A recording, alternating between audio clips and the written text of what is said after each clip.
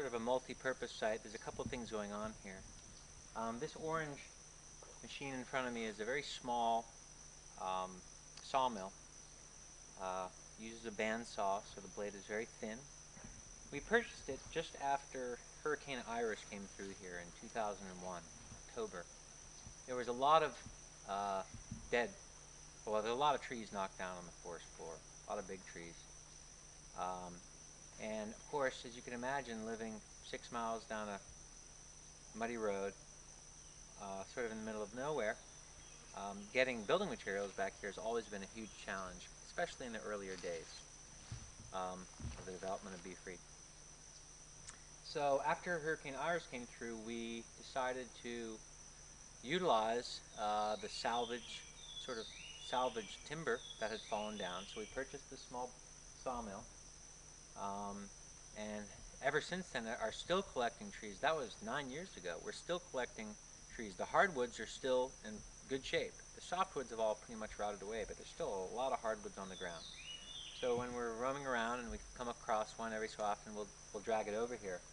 I don't see the little hand cart that we use, but the way we've gotten almost all the logs to this site is actually a little small hand trailer with 2 wheels and like a little wooden yoke that we made, and so we've hand powered all of the logs here.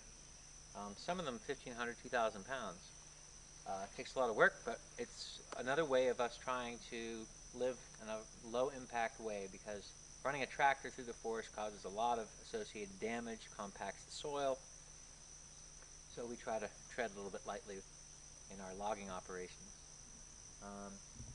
So over the last 10 years, I don't think we've really bought any wood, but we've been building all kinds of things. This building that's over the sawmill is under construction. It will be a multi-purpose educational building with classrooms and lecture rooms. We're going to move the library up here. There'll probably be some sleeping quarters. It's got a long way to go, but we're getting there. And so yeah, as I spoke earlier about energy being sort of one of our trying to use energy sustainably through solar, and we do a lot of organic farming here. This is just another way that we have developed our facilities to be as sustainable as possible by producing our own building materials with local products, in this case trees. And so far it's been very economical, and I think it's been very ethical as well.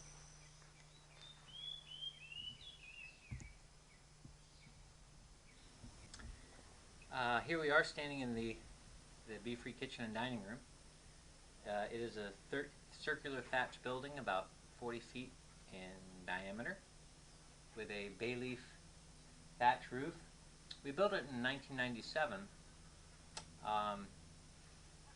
The thatch roof is really quite interesting because it's really a sustainable source of roofing material, because in order to cut the leaf off the palm tree, you don't damage the tree.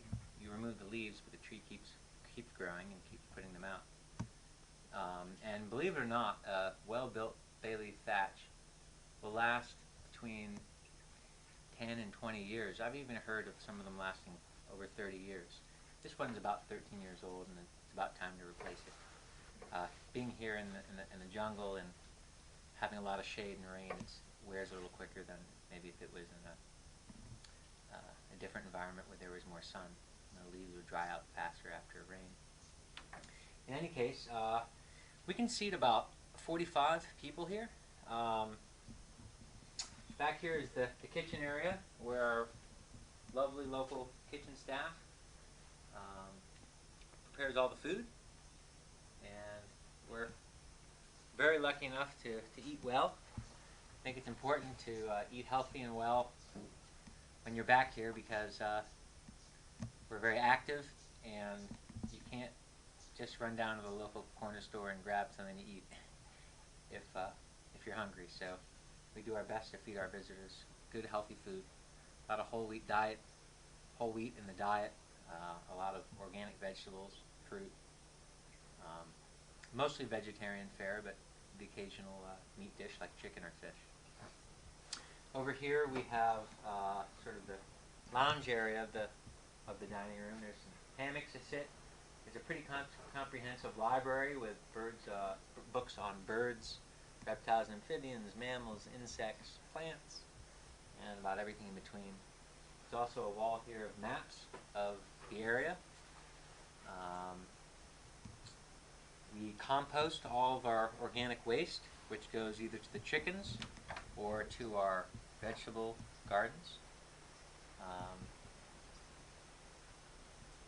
And the water here is actually, we have two sources of water. One is rainwater, because we have, some of the buildings have roofs which can catch the rainwater, and then that gets gravity fed into large cisterns or water vats to store the water. And we also have a hand-dug well over in the garden,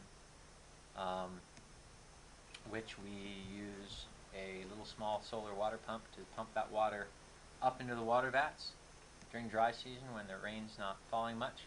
We need more water supply, so we get that from the well. We also use the well and the pump to irrigate the entire garden and orchard, and pump water as far as 300 or 400 meters.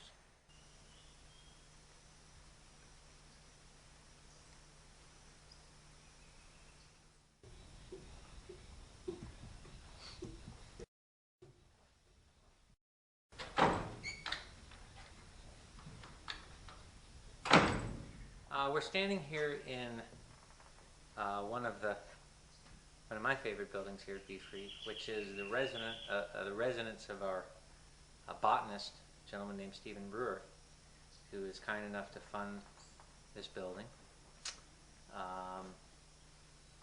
It is his quarters, but it also sort of serves as a lab on occasion, because when Stephen is here, there's a lot of botanical work going on, and it's designed to sort of facilitate that. There's a lot of folding tables and workspace to lay out plants, to process plants. There's a plant drying rack downstairs to dry plants.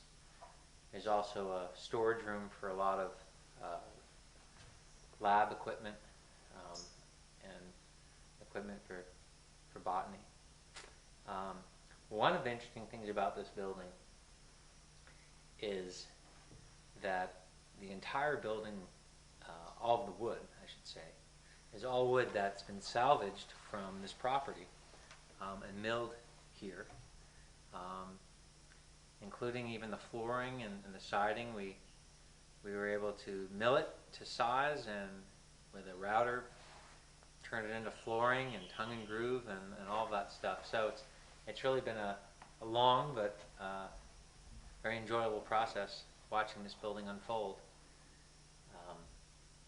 Like the other facilities here, it's got a solar system that powers the lights, fans, has rainwater collection. It's sort of its own rainwater system, and it's also where we sometimes have workshops. Because it's relatively large, we're able to put about 30 or 35 people in here and run projectors, and we have enough chairs for everybody. So we've hosted many workshops over the last 3 or 4 years in this building as well.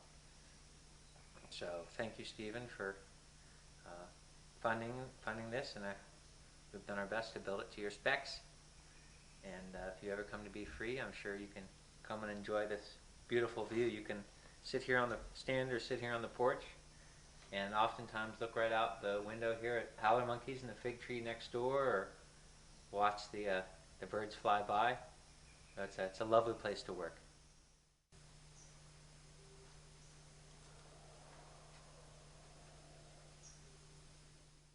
Another one of our important facilities here at BFREE is this communications building. As you can imagine, being located out here in the middle of the jungle, communications is so important to stay in contact with our colleagues, our friends, our family, and to run the business. So what we have here is what we call the BFREE telephone booth. It's got a satellite system that gives us high-speed internet beamed down from space. We also have see the satellite dishes there. We also have a 145-foot radio tower with a cell phone, directional cell phone antenna at the top, which allows us to get telephone communications from the local telephone company. Inside the downstairs part of this building is where the telephone is located. We also have a 2-meter handheld radio so we can communicate with our rangers and our staff by handheld radio, as well as the Bladen Nature Reserve rangers located out in the reserve in case there's an emergency or need to communicate there. Upstairs is the office of our operations manager, and so there's computer, printer, fax machine, scanners and stuff, and so that's where he's perched when he's working, Oscar Hernandez. So, obviously a very important part of BFREE's facilities. It's interesting when I look back at the last 15 years. We just celebrated our 15-year anniversary 2 days ago, and things looked very different back then, but located about 10 feet from where this communications building is. Back 15 years ago when we first moved here, there was a tree right there. Really, this was all forest. There was no clear trail or no clearing. This was forest. When we first moved back here, we borrowed one little solar panel from a friend of mine, Richard Foster, and we had a little 2-meter radio and a car battery. And what we did was we climbed this, I think it was either a moho tree. We climbed up this moho tree, cut sticks, built a ladder, climbed up to the top of the moho tree, tacked on this little antenna, maybe 30 or 40 feet above the ground, ran an antenna wire down to a little box that we made, and stuck the battery under it and the radio, and that's where our first communications were. They were poor, but sometimes they worked, and most of the time they didn't. And so we've come a long way. Now we have high-speed wireless internet beamed around BFREE, and telephone, and all these other things. Of course, like the rest of BFREE's facilities, the communication system here is solar powered. So you'll see some of the solar powered, the solar systems shortly. When we first decided to put up a radio tower, it was vital because the forest was taller than it is now. About 10 years ago, a hurricane came through here called Hurricane Iris, which knocked down the forest quite a bit. But back then, before the hurricane, the canopy here was probably about 30 meters where we're standing, about 100 feet or so. So we needed to get over that canopy in order to get the telephone communications in line with the closest communications tower located in Independence, about 20 miles away, the bird flies. So we knew we needed to get high up over the canopy. So we were able to purchase this radio tower. We weren't able to get anyone back here to tell us, to install it or to tell us how to install it, but a good friend of mine, Bruce Cullerton, and I sort of argued about it, and we figured it out over time, and so the two of us built it, one piece at a time. I guess we must have done a good enough job, because when Hurricane Iris did come through here, after this tower was up, there was a lot of damage, obviously, and somehow this tower survived and didn't get damaged. Although I have to admit there were piles of tree limbs and branches located at the base of where each of these guy wires eventually ties to the ground. And so actually after the hurricane the next morning the tower was bent. But when we were able to chainsaw off all the woody material and debris off the guy wires, the tower stood straight back up, and it's been straight ever since.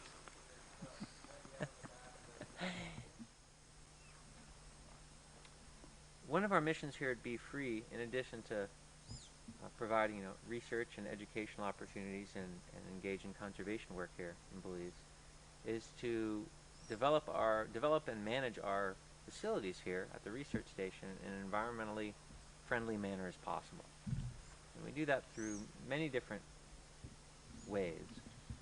Certainly energy is one of them. So we decided years ago when we first established this place that instead of buying large generators and using fossil fuels, that we wanted to try a more alternative source of energy. So solar was deemed to be the best choice because we're here in the tropics and the sun shines a lot. And so all of the facilities here are solar powered. I think there's 7 or 8 different solar systems here. Most of them are very small and relatively inexpensive. The one you're looking at is about a 650 watt system that powers the entire kitchen. Lights, fans, music. It also powers the satellite internet and computers and printers and our telephone and 2-meter radio. So that one little system there is powering quite a bit of stuff. And it seems to work quite well. We're quite pleased with the solar systems we have, and they require very little maintenance, and we're proud to live off the grid as much as we can. Another important part of the facilities here at BFREE is our organic garden and orchard. Food is very important to all of us, and living here so far from the closest town or stores, I should say, provides really quite a challenge in terms of feeding all of our staff and visitors. Sometimes there's 30, 40 people here a meal, or upwards towards 100 on rare occasions. And we're so far back in the jungle, and transportation can be tough at times. We're 20 or 30 miles from the closest decent store, or much farther for a good store. So we've always, that plus the fact that sustainability is sort of one of our founding important missions. So trying to produce as much of our own food as we can has always been an objective of ours. We're standing here in about a 2-acre organic garden and orchard, which has changed over time. It's pretty much been managed on and off by volunteers and interns, people that have come through here really interested in organic farming. We've had both local Belizean and foreign people work here over the years for short periods of time to try to make something happen out here. It's not like our primary mission, the garden and orchard, but it's something that we always try to put some input into to get put in some love, and you get out some good food. So behind me, just as an example, I mean, here's some cassava growing here, which is an excellent source. It's an excellent ground food. Grows very well. In fact, if you want to plant cassava, you can break off a piece like this, stick this in the ground, and you've just planted cassava. It's probably one of the most common staple foods grown all over the world. It grows in almost any soil type, particularly in poor countries. It's sort of like a potato if you're not used to what cassava looks like, though you can't find it in most grocery stores. You can see a few papayas growing behind me. Here's some cocoa yam, another ground food, a lot like a potato. It's just another starchy ground food. Actually, the leaves, as well as the tuber, the leaves you can boil and eat. They're delicious. Bananas, mango tree behind me. There's about 50 varieties of fruit trees out here in this garden and orchard. Everything from mangoes and star fruit and limes to breadfruit, avocados, sour sap.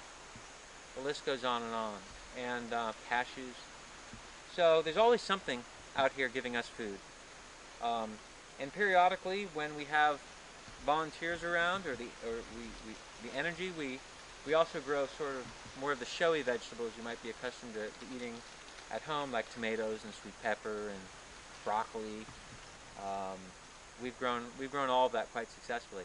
You'll also see behind me this black screen house, like a greenhouse, but we call it the screen house, where we have some raised beds where we grow different types of vegetables depending on the time of the year and what our needs are. So it's just another important aspect of what we do here. Um, One important lesson I think we've all learned is whenever you plant food to grow, plant about 5 times more than you want or need, because the animals will eat most of it. In fact, coming out here in the garden and orchard, day or night, is a terrific place to find wildlife because the animals come in and have a feast on a regular basis. So that's actually pretty neat as well. Um, so if you ever come and visit us here at BFREE, you can count on drinking fresh lime juice and orange juice and grapefruit juice, soursop juice, cashew juice from our garden, and probably others that I've forgotten, and feast on our pineapples and mangoes and plantains and other things as well. It's particularly important for different researchers to have access to data that helps them uh, assess and determine more about the animals or plants or environments that they're studying. So we have this weather station, which is a little small solar-powered station that collects data on rainfall, temperature, humidity, barometric pressure, wind speed, and beams it wirelessly, digitally over to a computer where we store all of our weather data. So this is just another part of our facilities that's important to provide the types of facilities that scientists need to come and work in. This is one of our, well, this is our newest facility that's going in under construction but moving along very nicely. This is our new lab, which we started just a couple months ago. This lab is funded by Lincoln Memorial University in Tennessee, really facilitated by Dr. Ron Caldwell, who's been the primary mover and shaker to get this lab constructed here. It's 20 by 20 feet, so it's about 400 square foot of space. When it's all done, it will have a lot of storage and workspace for all types of different lab studies. Solar power, of course, rainwater collection, the usual here at BFREE. We have actually a tremendous amount of lab equipment on site that's been driven down, donated by Lincoln Memorial University, including microscopes, centrifuges, tremendous amount of pretty high-tech lab equipment. So we're very excited to get this thing completed. We hope to have it done in the next couple of months. We'll also have a sleeping quarters, and refrigerator and freezer and a small kitchen, hot shower, and the works. So we're very excited about this. For years, as a science facility, we have been wanting to have a central location for all the equipment that is here, and right now it's scattered all over the place. So it will be really excellent to have a central facility for lab work here. As the years have gone by and there's more researchers coming here and we're asking more questions and conducting more experiments, this will be a very, very important component to the facilities of what we can offer our visiting scientists and students.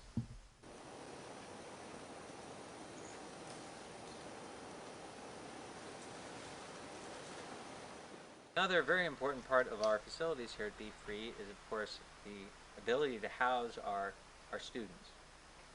So this is the bunkhouse, which was first built, I think, 1998, and then we expanded it 2 years ago, sort of doubled it in size. Right now it sleeps, I think, 24 or maybe 26 students. So there's 1, 2, 3, 4 rooms. It's sort of divided in half. And like other facilities here, it's got solar power and rainwater collection. Underneath there's a place for some storage, or there's sometimes tables or chairs under here, or hammocks, depending on what's going on. There's also right next door 2 showers and sinks and a restroom facility close by. So this works quite well for our visiting students. And it's mostly screened in, so there's a lot of breeze and light comes in. And so we're we're very pleased with it. Most of the materials have come right from the property, like most of our other buildings. And it's tucked underneath this beautiful ceiba tree behind me. So, in any case, if you come to visit BFREE, this maybe is where you would stay.